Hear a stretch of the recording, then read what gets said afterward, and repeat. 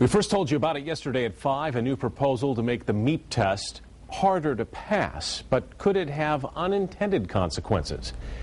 Dr. James Grant, a professor of learning disabilities at Grand Valley State University, kind enough to join us live in studio tonight. Thanks for coming in. This is a move that some groups have criticized. They've criticized the scoring as being a little too easy in comparison to national standards. Is that fair and warranted? Yes, I think it is. The cutoff score for the current Michigan Educational Assessment Program is 52%, and this move will raise the cutoff score to 70%. The National Assessment Educational Program, we believe, is a little harder, and Michigan actually is going to be moving to using the National Assessment Educational Program, we believe, in the year 2013. In 2009, 95% of Michigan third graders tested proficient in math. Under this new test and under the new regulations, that mark would dip down to 35% under some models examined. Who's left behind then?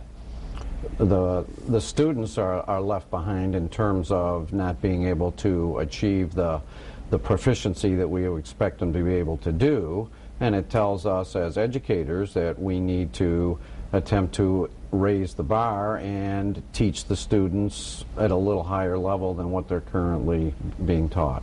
What kind of feedback are you getting within education circles? Is this something that's been long overdue or has been warranted here in the state, or is it a little too much too soon? Well, we think it's warranted, at least we do in the College of Education in Grand Valley. The thing that we're probably more concerned about is that we're actually teaching students to think critically as opposed to pass a test. We can teach to a test, but we really want students to be able to think critically, and it will depend on what the test actually is testing.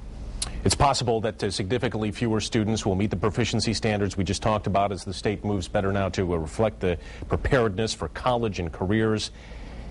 Is that going to hurt any funding or any trying to make benchmarks to get some federal money? It might. At this point, we don't know, because it'll be interesting to see how the students score. If they change the test and they actually make the test easier so that more students are proficient, which we don't think will happen, but that is a possibility, because it's a moving target. We never actually know what they're going to be testing. Once we find out what they're testing, as educators, we should be able to teach them the skills that we think are important. Yeah, a lot of debate about this, a lot of questions still out there. Dr. James Grant, professor of learning disabilities at GVSU, thanks for your time tonight. You're welcome.